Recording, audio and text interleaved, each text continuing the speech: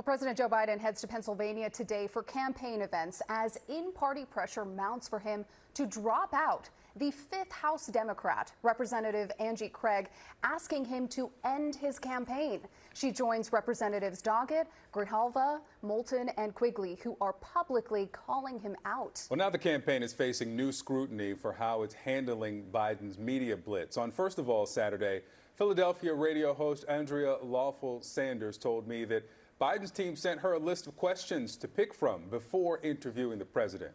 Well, late last night, a source familiar with the Biden campaign told CNN that while hosts have always been free to ask any questions, they'll no longer provide any suggested questions moving forward. Despite this, though, the Biden campaign is staying in the course. The president says he is staying in this race. And with us now from Wilmington, Delaware, CNN's Camila DeChalis. So what can we expect in this week ahead?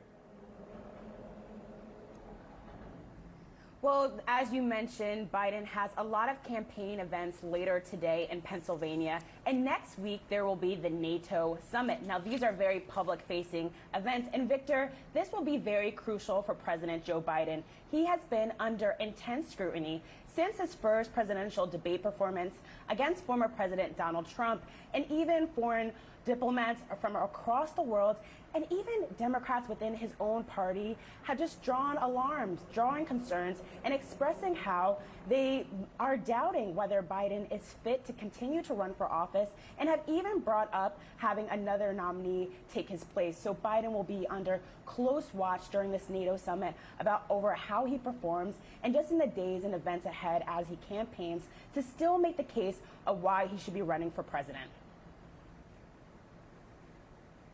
Camila DeChalis, thank you. Well, as President Joe Biden contends with Democrats who want him to withdraw, Donald Trump is seizing his opportunity to taunt Biden. He's now urging him to stay in the race despite mounting criticism. CNN's Steve Contorno has the details. Donald Trump has remained largely quiet amid the Democratic fallout over Joe Biden's debate performance, but on Saturday he broke his silence, posting a mocking message to social media urging Joe Biden to stay in the race. On Truth Social, he wrote, quote, "Joe Biden should ignore his many critics and move forward with alacrity and strength with his powerful and far-reaching campaign. He should be sharp, precise, and energetic, just like he was in the debate." Now, Donald Trump is certainly just stirring the pot with this social media post. But look, when we talk to people near and around his campaign, they believe that his easiest path to victory is for Joe Biden to remain in the race. So perhaps what we're seeing here is some restlessness from the former president as this story and focus remains on Joe Biden now for a second week, especially with so many key important dates on the horizon for Donald Trump. He has a rally on Tuesday in South Florida, another later in the week. He is going to name his vice president any day now. In a little over a week from now, he will hold his convention in Milwaukee. So perhaps the question is, how long can he allow for this story and this focus to remain on Joe Biden? Steve Contorno, CNN, St. Petersburg, Florida. Steve, thank you very much. Let's go now to Washington Post reporter Mariana Alfaro to break this down for us. Good morning to you. So let's start here. Steve says that the former president is, quote, restless because of the attention on President Biden's campaign and viability. Do you think that hastens a VP announcement from the former president, or that he's going to try to steal it back a week before his convention starts?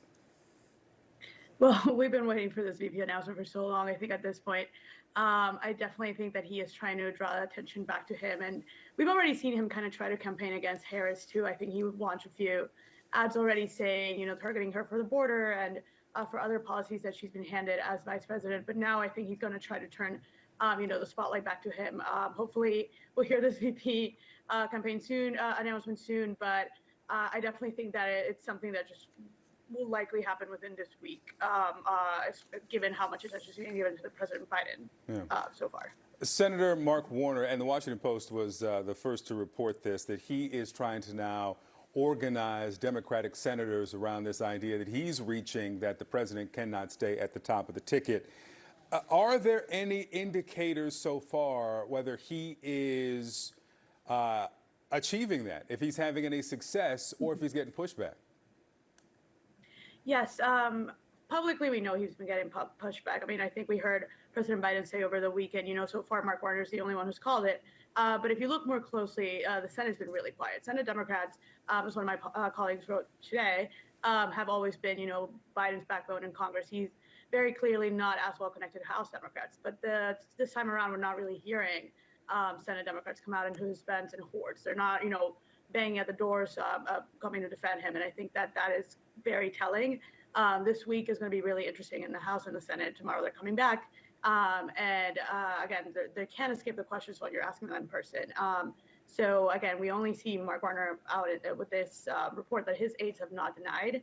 And I think it's a matter of time before we might hear from other Senate Dems who really have been struggling whether, to voice concerns out loud yet. What's interesting, Mariana, is that for a lot of people, especially Democrats, this conversation that we're having on air is frustrating because there is this great disparity between what Democrats say publicly and the number of Democrats coming out to express concern or to tell the president that he needs to step down off the top of the ticket, and what they're saying privately. So contrast what is in front of the curtain and behind the curtain as it relates to Democratic confidence in the president.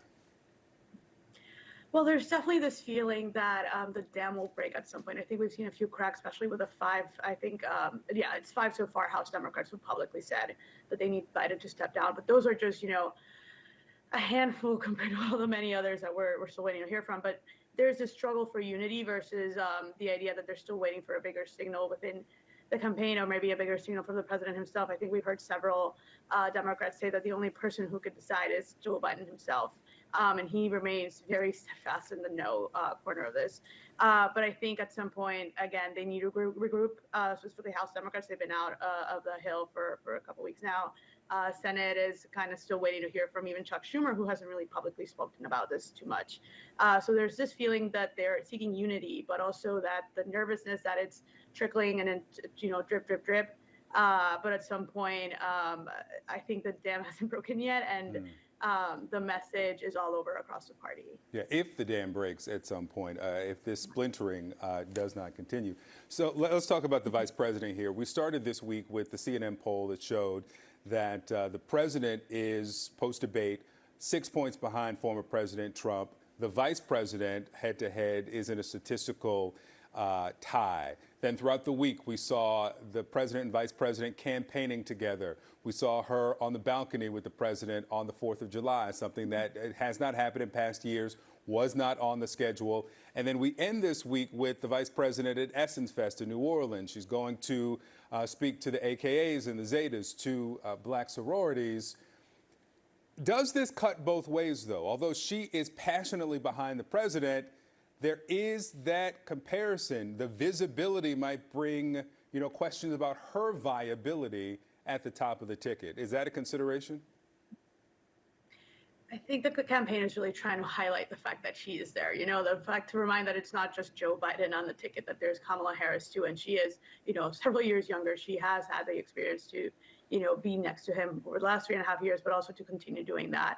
I think it was really interesting that in the Essence Fest remarks that she gave, she didn't really talk about any of these controversies. She didn't talk about the debate. She didn't talk about the concerns. She didn't talk about, Senate, Mark Warner, or anything. She didn't mention any of that. She also didn't really talk that much about Joe Biden himself. She just talked about what they did together as president and vice president. She talked about all the results that they delivered. And then she specifically focused on the threat of Donald Trump.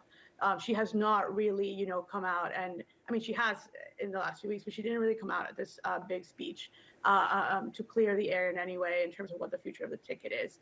So I think that she is playing the campaign strategy of being like, Donald Trump is the real threat here. But I think she's not really stepping away from any beliefs or any ideas that she could possibly take over. All right, Mariana Alfaro with the Washington Post. Thank you so much for being with us.